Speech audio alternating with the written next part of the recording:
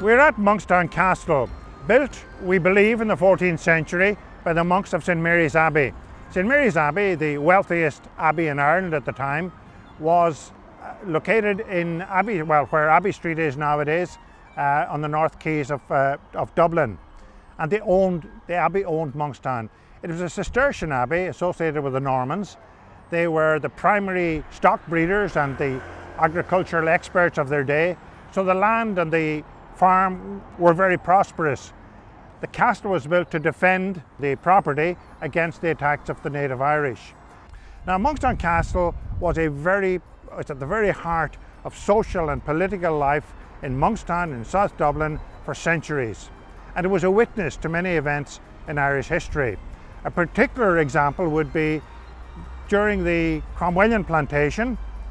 Walter Cheevers, the Catholic owner of Monkstown Castle, was evicted and expelled, as the saying went at the time, to hell or to Connacht.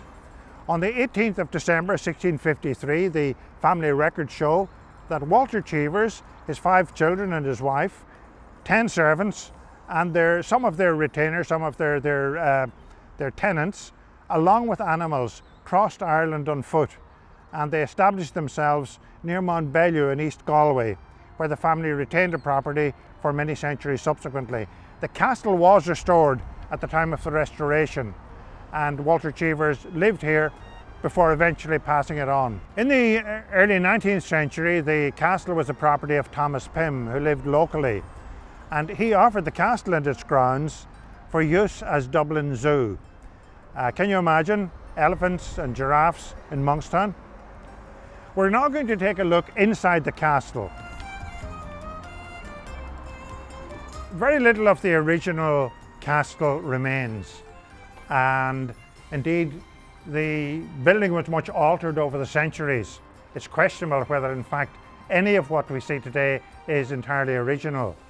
The gatehouse and the tower directly in front of me here are probably the oldest parts of the castle and date from 15th, 16th centuries believed.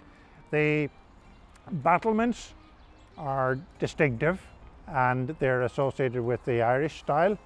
You'll also notice here and there along in the wall of the tower are small openings that have been blocked up.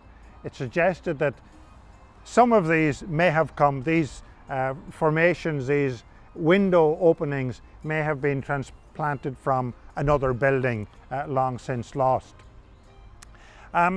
The castle was much more extensive. There would have been a large surrounding bawn where people gathered and animals gathered at a time of attack.